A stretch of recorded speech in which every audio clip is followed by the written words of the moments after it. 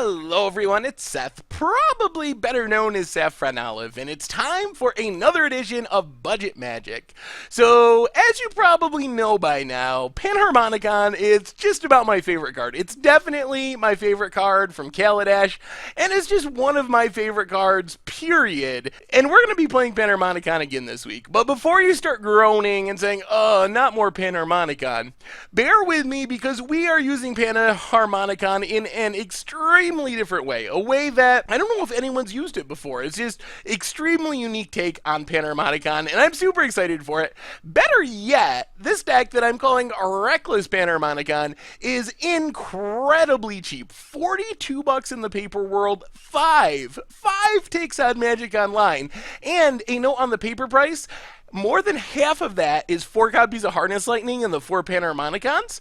So if you already have those, which you may have if you've played some of our other decks, this deck is under 20 bucks in paper. It is incredibly cheap, as cheap as it gets, super duper ultra budget. So I'm really excited for this one. A quick reminder before we break it all down, if you enjoy Budget Magic and you enjoy this Reckless Panharmonicon deck, it would be awesome of you if you could take a minute, click that subscribe button down in the corner of your screen. It's a great way to support the channel and the site for free. So let's talk Reckless Panharmonicon. So Reckless Panharmonicon is built around Panharmonicon. And Panharmonicon, I think a lot of people misread it. I think I even misread it a lot of times. How I think of Panharmonicon reading is as follows. I think of it saying, whenever a creature with an enter the battlefield, or an artifact, but whenever an artifact or creature with an enter the battlefield ability enters the battlefield, you get that ability twice. So if you play Prophetic Prism, you draw 2 cards instead of 1. If you play a Reflector Mage, you bounce 2 things instead of 1. And that reading of Panharmonicon isn't wholly wrong. Panharmonicon does do that, but it also does a lot more if you really read it. What it really says is whenever an artifact or creature entering the battlefield causes a triggered ability on a permanent you control to trigger, that ability triggers an additional time. And it's that part, the kind of the technicality part of Panharmonicon that we're looking to abuse in this deck.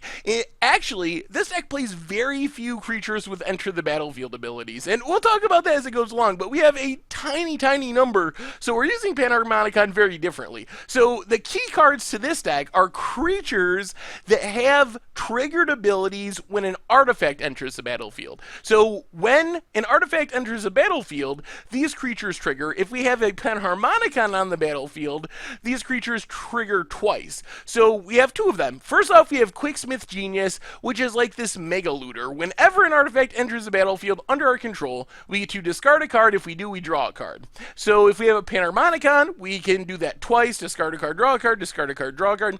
Basically, it helps us cycle through our deck and find exactly what we need. In some situations, when this deck gets going, it's almost like a crazy tutor. Like, it ends up being, look at the top 8 cards, 10 cards of your library, put 1 in your hand, put the rest into your graveyard, because you can just keep looting and looting and looting until you find the perfect card for the perfect situation. Reckless Fireweaver is our finisher. Whenever an artifact enters the battlefield under our control, it does a damage to each opponent. So with Panharmonicon, triggers twice, so 2 damage. If we have multiple Panharmonicons, it gets really out of control. And that's the basic idea of this deck. We use Quicksmith Genius to trigger a bunch of times to find what we need. First, our Reckless Fireweavers, then certain artifacts, and then Reckless Fireweaver turns into this crazy burn spell. It sits on the battlefield. Sometimes we just kill our opponent all in one shot in like 1 turn by just making this huge stack of Reckless Fireweaver triggers. So how do we go about triggering Reckless Fireweaver? Well, first off, the key card, and don't laugh because it's really true, maybe the best card in our entire deck, discarding our combo pieces, is Cogworker's Puzzle Knot.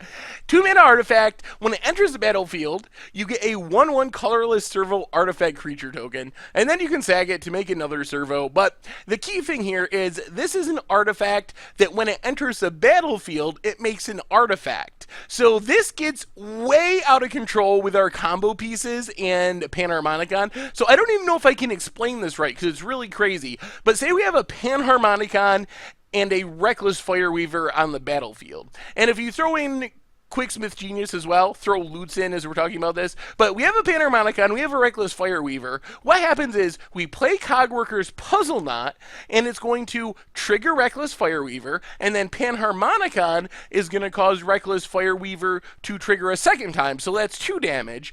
And then Cogworker's Puzzle Knot is going to trigger to make a 1/1 servo, but that's going to trigger twice because of Panharmonicon, so it's going to trigger to make 2 1/1 servos. The first servo enters the battlefield, which triggers Reckless Fireweaver 2 more times because Panharmonicon doubles up the trigger, and then the second servo, the third artifact, enters the battlefield, triggers Reckless Fireweaver 2 more times. Basically, when we have a Panharmonicon and a Reckless Fireweaver, 1 Cogworker's Puzzle Knot is 6 damage to our opponent's face. Boom. If we have a Quicksmith Genius in there, we get 6 loots, which means we have a random land in our hand. We just keep discarding that till we find another Cogworker's Puzzle Knot, play that 6 more Reckless Fireweaver triggers, and 6 more loots to find more Cogworker's Puzzle Knots, or whatever we need to kill our opponent. It just gets so out of control, and that's not even including the craziness that can happen if we have 2 Reckless Fireweavers. That's like 12 damage with 2 Reckless Fireweavers and a Panharmonicon and a Cogworker's Puzzle Knot.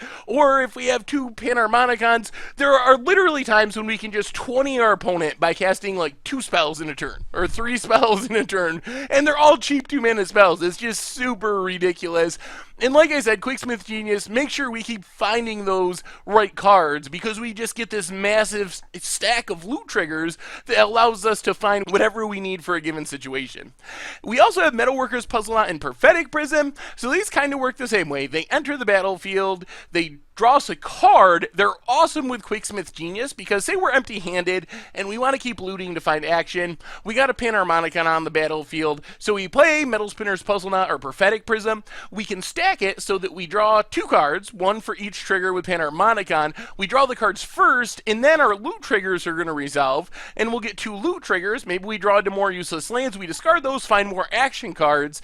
They just keep helping us cycle through our deck, find more of what we need. Reckless Fireweavers, we find more Panharmonicons, and more artifacts to keep triggering our Reckless Fireweavers. And then we have a couple of random creatures. Here's the handful of enter the battlefield creatures that I talked about. Filigree Familiar is an artifact, so it triggers Genius and Reckless Fireweaver. Plus, it's just really helpful against aggro. It's a good roadblock. It kind of cycles when it dies, and can gain us a bunch of life when it comes to Panharmonicon, double triggering the life gain. And Pianalar creates a 1/1 Thopter token when it enters the battlefield, and of course that doubles or triples up depending on how many Panharmonicons we have, so we can get 2 or 3 1/1 fires along with the Pianalar.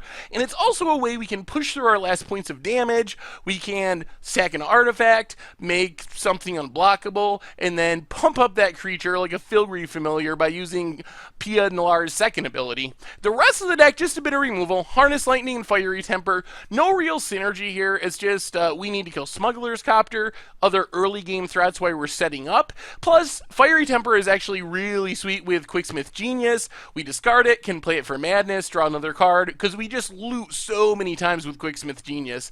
Mana Bays, pretty interesting. 16 mountains, 4 Drownyard Temples, which are actually really key, because like I was saying, we loot a ton with this deck, so we can discard the Drownyard Temple, get them back in the mid game, in the late game as ramp. We do want to get 4, 6, 8 lands on the battlefield, because that allows us to cast multiple Puzzle Knots and Prophetic Prisms in the same turn and get that one huge turn combo win. Inventor's Fair gains us a bit of life. We sack it, can find a Panharmonicon or one of our Puzzle Knots. And Gaia Reach lets us do a bit of looting. We can discard our Fiery Tempers or just random stuff that we have sitting around until we get our combo.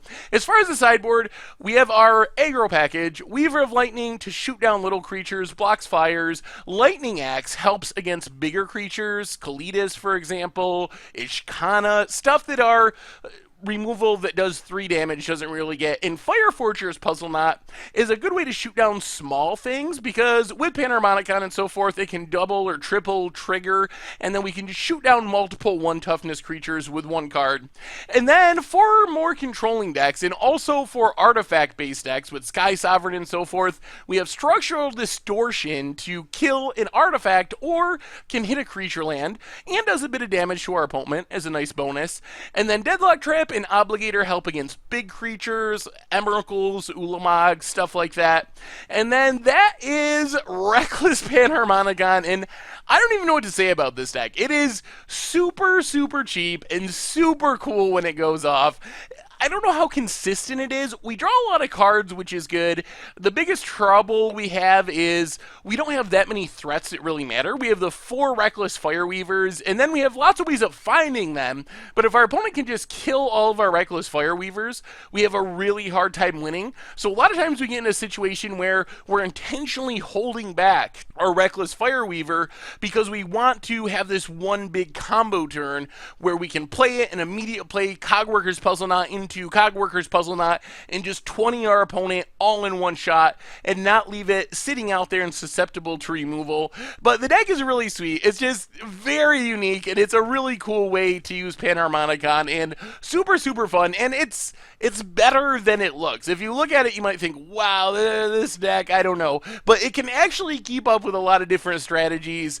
We occasionally just die to our opponent getting really strong draws. If our opponent has double Grimflayer with Delirium on like turn 3, we're going to have a hard time beating that. But then 90% of decks in Standard are going to have a hard time beating that. So I don't know if that's really a mark against our deck, but we do something that no one else does. We draw a ton of cards, deal a ton of damage, almost like a weird Storm deck, and it's just really sweet. So check out the videos. I think you'll like it. Anyway, thank you very much for watching. I hope you enjoy the gameplay videos, and I will talk to you soon.